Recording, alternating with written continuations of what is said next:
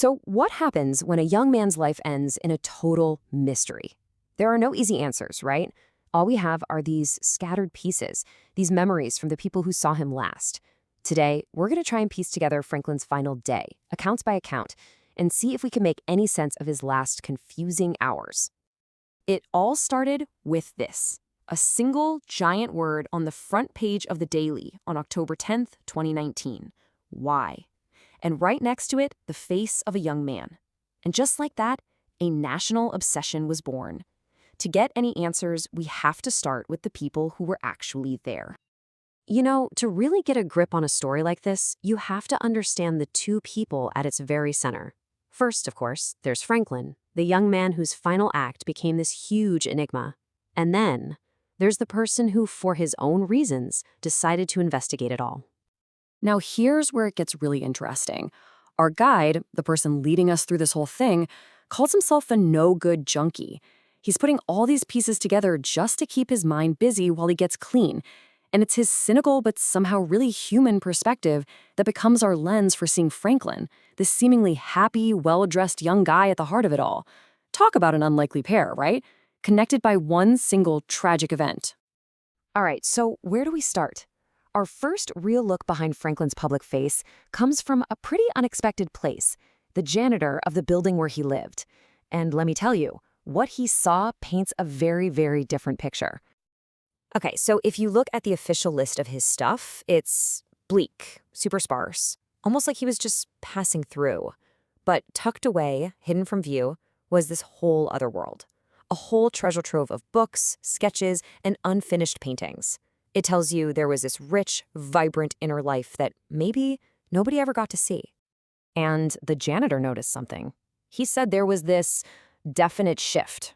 For 2 whole years, Franklin was basically a ghost in that building, said almost nothing. Then he meets his girlfriend, and boom, everything changes. In the janitor's own words, he started to live a little. Okay, this next part is weird, really weird. The morning he died, the janitor finds his door open, which never happens. He peeks in, sees Franklin collapsed on the floor, and he fears the worst. And then Franklin just springs to life. Not with anger, not with fear, but with this unnaturally wide smile. He calls the janitor brother and gives him money. It's our first big red flag that something was seriously off. So, Franklin leaves his building and gets on a bus, heading into town. And on that bus, we get another crucial piece of the puzzle from someone you might not expect, the conductor. So, picture this. You're the conductor. You see this sharp-dressed young guy carefully holding a package. He's obviously heading out for a date, right? But the conductor, he saw something else, something more. This is what he said. He saw a man of 2 minds, said he looked like he was being pulled in 2 different directions at once. And he was sure of it. He said you can see it in their eyes. He wasn't just seeing a happy guy in love. He was seeing this deep internal battle playing out right there on his face. But see, that's the thing. This guy who's apparently being torn in 2 on the bus, in public, he and his girlfriend were known for being, well, full of life. There's this great little story about her chasing him on a motorbike taxi all the way to a museum after he made a joke. How do you square that with the guy living in that empty room or the conflicted man the conductor saw? It just doesn't add up. All right, now we're getting into the final hours. And as the evening goes on, this whole back and forth, this contrast between who he seemed to be and what was going on inside, it just gets more and more intense. Let's just walk through this timeline because it's a real roller coaster. He goes from being dressed to the nines to someone else seeing him and saying he looked burned out. A tense moment at a restaurant is followed by a huge romantic gesture at a pawn shop, which is then followed by this reckless, joyful act of trespassing, all leading to that final tragic moment. It's just one sharp turn after another.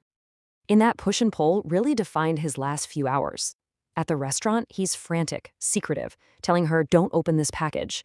But then, literally minutes later, he's so determined to buy her this pendant that he leaves his own ID card as collateral. It's this wild mix of being guarded one second and making these huge, over-the-top romantic gestures the next. Okay, so now we have to hear from the one person who was with him through most of this, his girlfriend. She gives us the last and maybe the most confusing pieces of this entire puzzle. She talks about this one moment, and it's absolutely haunting. They're up on top of the SNA tower, trespassing, looking out over the whole city. And he turns to her and says they're living in a dream, and his only wish was to never ever wake up. Just this perfect moment, right before it all fell apart. And that package he was so secretive about, it was a painting for her birthday. A painting he'd spent a month working on, now tragically ruined by the rain.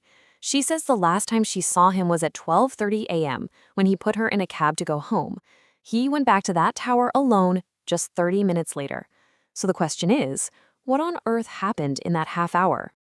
And this is the final, maddening piece of it all. An eyewitness, the same person who'd reported them for trespassing earlier, saw Franklin looking at a piece of paper just moments before he jumped. But that paper, it was never found. What was on it? A letter? A note? We just don't know. It feels like this whole story is destined to end exactly where it began, with that one simple question. Why?